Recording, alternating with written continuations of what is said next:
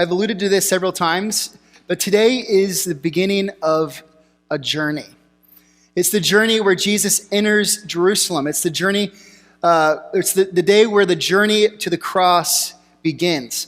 If you were here several weeks ago, after we had finished really Pentecost, or not Pentecost, but Epiphany, and we had saw what had happened on the mountain of Transfiguration. And on this mountain where Jesus' true identity was revealed, and I invited all of you to then join us on the journey through Lent to Calvary, to follow Jesus up on a mountain just like those disciples did during the Transfiguration, but to follow him up to the mountain of Calvary. And now we're at the bottom of that final leg to the top. We've made the hike and we have that final push to get to the summit. And that is today. That is Palm Sunday. That is when the story really starts to pick up and we start to see what happens. Now, what that means is that this is the beginning of a story that's told over a multiple day week. And we'll talk about that more as the story goes on. But I want you to think about that in your mind. This is the beginning of a story that doesn't just end on Easter. It's not as if this happens and then there's Easter. There's days in between. And those are important days too. And so as we think about how we follow Jesus to the summit of Mount Calvary, we have to think about those extra days. But we start with the story of Jesus' triumphal entry. So if you want to follow along in the Pew Bible as we revisit some of these passages, the first one is the one from Matthew. So Matthew chapter 21, verses 1 through 11. We're not going to read all of those verses again, but we're going to look at this story a little bit more closely. So if you know to follow along in the Pew Bible, it's 1388. 1388, Matthew chapter 21, verses 1 through 11. It will also be up here on the screen. So let's take a look at this story together. As they approached Jerusalem and came to Bethphage on the Mount of Olives, Jesus sent 2 disciples, saying to them, "Go to the village ahead of you, and at once you will find a donkey tied there with her colt by her. Untie them and bring them to me. If anyone says anything to you, say that the Lord needs them, and he will send them right away." So this story opens with Jesus and his disciples traveling to Jerusalem. So they're on these roads, walking through the mountains, coming up to Jerusalem. Jerusalem is at the top of a mountain, so no matter how you get there, from any direction, you have to go up. You have to climb up mountains, you have to walk up hills. It's a trek up to Jerusalem. And they're on their way to celebrate the Passover. Now, a reminder, the Passover is this important festival that the Jewish people celebrated. And it goes all the way back to the book of Exodus. So if you were here with us last summer, we looked at the book of Exodus. The Passover is a celebration when the angel of death passed over the Israelites because they had these lambs that they sacrificed and then they spread their blood on the doorposts of their homes. And the angel of death passed over those homes, but it took the firstborn of any home that did not have the blood of the Passover lamb on the doorposts. And so every year the Israelites remembered that God saved them. That was the plague that then drove them out of Egypt. Because after that happened, Pharaoh said, "I want you to leave." And so they left. And then they remembered Passover every year because it was how God saved them. And so they're on their way to Jerusalem because not only was it something they celebrated every year, they always celebrated it, if you could, in Jerusalem. It was what we would call a pilgrimage holiday. So as many people as possible would pack themselves into Jerusalem for the week of Passover. Now, I know most of you have probably been to the 4-H Fair Parade. Now, if you haven't been to the 4-H Fair Parade or to the fair at all, you've probably been to the Californian Parade. Or just imagine any parade or event where all of these people are trying to get there at one time. Another event I thought of, but I don't know if you've been to, is if you've ever been to the Indianapolis 500. Think about it. 350,000 people descend on this little neighborhood in Indianapolis, and they all have to get to the race. And so it's people everywhere. People are just pouring in. People are trying to get to their spots. This is what's happening. Jesus is traveling with his disciples on packed roads as they try to get to Jerusalem. And in the middle of that, Jesus says, "You know what I'm going to do? I'm going to ride a donkey." And so he tells his disciples, "I know about this donkey. I want you to go get it. And for these last couple miles, I'm going to ride it." Now, why would he want to ride a donkey? Well, Matthew tells us. This took place to fulfill what was spoken through the prophet. Now, he's referring to why did Jesus ask for the donkey? And so Matthew tells us this is why. And then he quotes from the Old Testament. He says, "Say to daughter Zion, see, your king comes to you, gentle and riding on a donkey, and on a colt, the foal of a donkey." And so Matthew says, look, Jesus actually got 2 donkeys. He had a colt and her mother, and he rode both of them. Now, none of the other Gospels mention the 2 animals. Now, the reason that this passage from Zechariah 9:9 mentions 2 animals is because it's called parallelism in Hebrew poetry. They would say the same thing twice in different ways. And so the author is trying to talk about how the king was going to ride a donkey, and so he had to come up with another way to say donkey, so he mentioned like a young donkey. And so Matthew's like, I'm going to make sure we see these 2 donkeys. He's the only one that mentions 2. There are others don't mention 2 if there was 2. It is true that if it was a foal, the baby, however you say that word, that it would be with its mother, and they wouldn't usually separate them. So if the donkey he rode had a young donkey with it, that was her offspring, they would have been going along with them as they made their way into Jerusalem. Now, Jesus wants to ride the donkey because he wants to communicate something very important. This passage from Zechariah talks about the return of the king to his people. And the king is going to be ridden by a donkey. And so Jesus wants to make sure that he communicates to the people traveling with him, I am your king returning to Jerusalem. So from the beginning, Jesus' plan was to make this statement as he entered Jerusalem. He wanted to say right up front that I am coming as king. Now, for all of us here on Palm Sunday, when we did that procession, whenever we waved the palms, some churches would actually start like in our fellowship hall, and they would walk outside, and they would do a procession, like we were following along with Jesus with palms. We've never tried to do that here. We've just let the kids walk around and do it for us. That is us reliving this moment that Jesus lived as part of our faith in living out our faith. It's reminding us that this is the story that we believe. The story that Jesus is king. The story that he came to Jerusalem to return to his people as king. And that's what he definitely wanted to communicate. And that's what people noticed. Look here, we jump down to verse 8. A very large crowd spread their cloaks on the road, while others cut branches from the trees and spread them on the road. The crowds that went ahead of him and those that followed shouted, Hosanna to the Son of David. Blessed is he who comes in the name of the Lord. Hosanna in the highest heaven.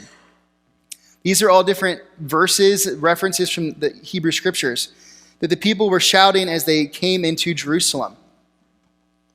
All of these recognize that Jesus is coming as king. And so the people around get excited. They start to celebrate with Jesus. No doubt some people had heard about him, and they thought maybe he could be the Messiah. So he enters, and people enter with him. Now what's interesting is whenever he actually gets into Jerusalem, and I don't think the reading from Matthew actually mentions this very well, but once he gets into the city, everything kind of just stops. There's not like a rally at the temple or any of these things. He just enters and then it ends and it's over. And that's because Jesus did come as king, but his grand entrance that becomes, or basically his grand entrance that falls on its face, that falls flat, foreshadows what's going to happen next. Foreshadows what's going to happen at the end of the week.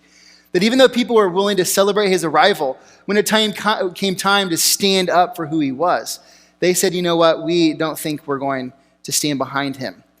But this wasn't a surprise to Jesus, and this is what we need to understand as we walk through this story. From the beginning, he understood that even though he's coming as king, that he wouldn't be received as a king. And that's why Paul talks about it in this way in Philippians 2. He says, in your relationship with one another, have the same mindset as Christ Jesus. So he's simply saying to the Philippians, look, how do you want to treat each other? How do you want to act? Act like Jesus. And this is how Jesus acted. Verse 6. Who, that is Jesus, being in very nature God, did not consider equality with God something to be used to his advantage. Rather, he made himself nothing by taking the very nature of a servant, being made in human likeness. And being found in appearance as a man, he humbled himself by becoming obedient to death, even death on a cross. And so here is Paul saying, and this is an aside, but this is one of the most important passages in all of the New Testament, talking about who Jesus is. Because Paul says, you know what? Jesus is God. And that means he had the right to claim the authority and the majesty of God. But he didn't do that. Instead, he humbled himself to become human. Now, the word that's often used is actually emptied, as in he put aside part of what it meant to be God, part of what was owed him in respect and majesty, possibly even some of his what he had being God, his ability to know things and to see things, he laid aside to be human. And not just any human, but a human who would sacrifice his life for us. That is the kind of king that Jesus is. Do people here remember Rich Mullins? Most of you might be old enough to remember him. Does everybody know the song Awesome God? We sing it here. Our God is an awesome God, he reigns. Okay, the guy who wrote that, his name was Rich Mullins. In the 80s, late 80s, early 90s, he was one of the most famous recording artists in Christian circles in the whole country. He had hit after hit. He was all over the radio. Everybody knew who he was. I mean, not everybody, a lot of you don't know who he is. That's okay. If you listen to Christian radio and that was the kind of music that you're interested in, you knew about him. Specifically younger people. Now, there's a story of Rich going to a college campus, and he was at the campus early in the day, and he was going to be playing later in the evening. So he went to somewhere, and colleges have things like this. They have like pianos everywhere and different things. So he came across a student who was trying to play the song Awesome God on the piano.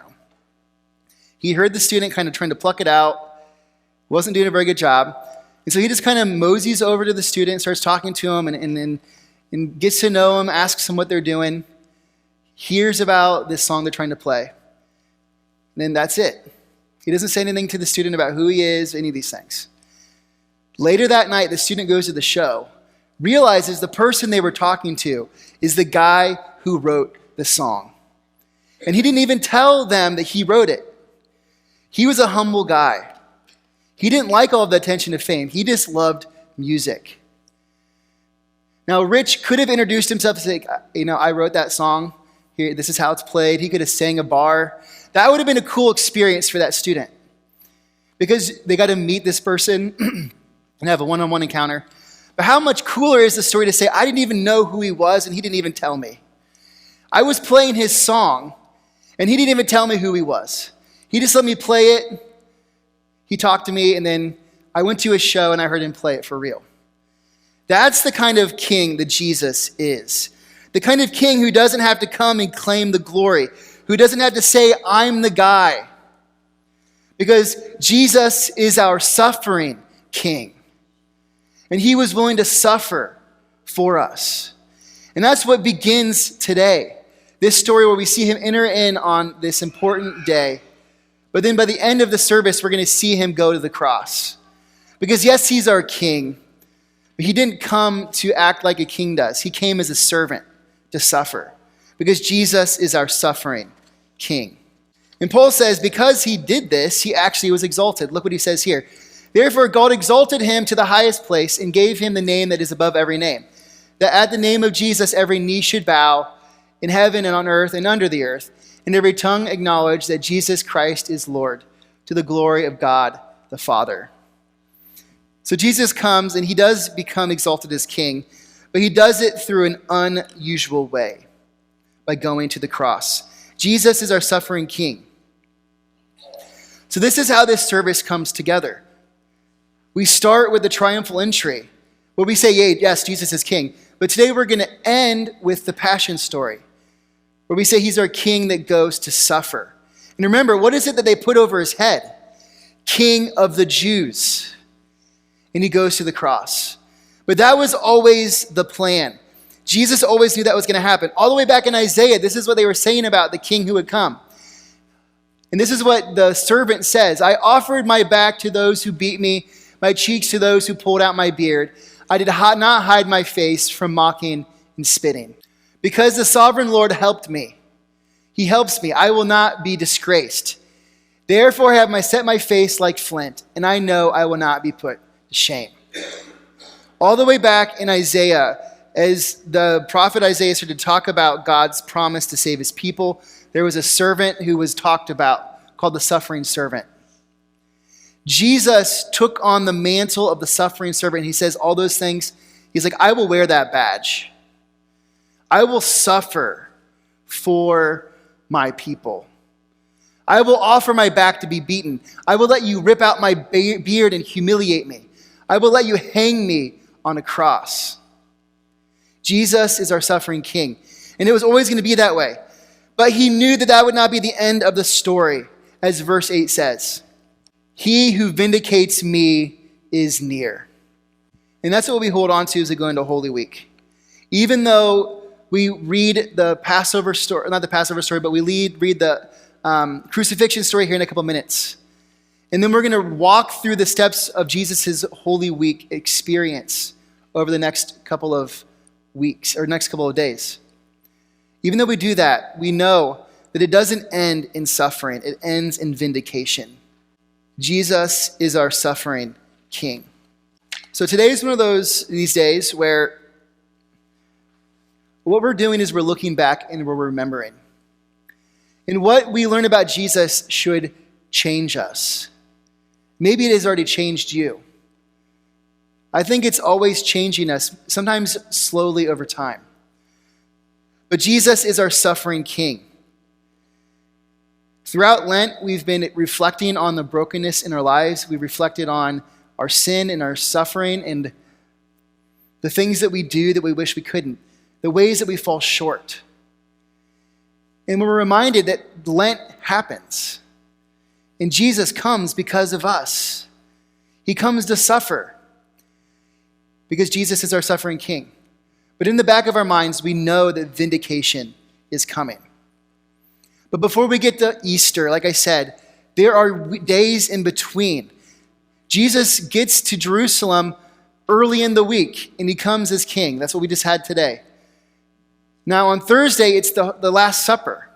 So I encourage you to come for Maundy Thursday, that last meal where he eats with his disciples, where he washes their feet. We will not wash feet. You don't have to worry about that. There are churches that wash feet on Maundy Thursday. Every time I want to do it, I'm shot down by my wife first, so don't worry. She doesn't want to do it, and I know a lot of you probably won't want to do it either. But that starts the 3 days that become the darkest days in human history, that end with Easter morning. So then there's Good Friday.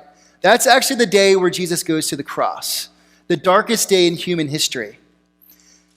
So we have Maundy Thursday. Maundy Thursday ends with us taking everything off the altar, because just like Jesus gets arrested and then he gets everything stripped away, just like Paul says that he gets stripped to nothing and he gave it all up. Even though he had the glory of God in him, he gave it all up to suffer. So on Maundy Thursday, we strip the altar. We come in here on Good Friday and there's hardly anything here. We remember what happened. And then we depart in darkness because Jesus goes to the grave. And then we wait until sunrise service to finish the story. And that's when we proclaim the resurrection. But even sunrise isn't in the story, because then for the Sunday Easter service, that's when we gather and we celebrate and we have, again, Holy Communion. Every one of those services is part of our journey. It's part of living out our faith. It's part it's part of being shaped and paced by the way of Jesus. Because Jesus is our suffering king. That's who we're called to be like. That's who we're called to be. We're called to be like our suffering king. So I invite you to join Jesus on his journey towards Calvary today. A journey that's going to go through. You can start on Tuesday with yoga. And then you can come on Maundy Thursday Good Friday, and then we have sunrise service, and then we get to eat together and then celebrate properly with Easter service at 10 a.m. And all of this is about Jesus, our suffering King. But before he was vindicated, he was crucified. We can't skip the story. We can't go from Palm Sunday to Easter Sunday because you miss the middle of the story. We miss the most important part. So my challenge is to each of you to follow Jesus every step of the way. To be here Tuesday and then Thursday and then Friday. To see that these aren't buffet services, a service you can come and take and go, but it's all part of a story that tells a chapter that ends with the resurrection. Jesus, before he was a resurrected king, he was our suffering king. So we must go through the suffering to really appreciate his vindication. So my invitation again is to follow along on his footsteps this week because Jesus is our suffering King.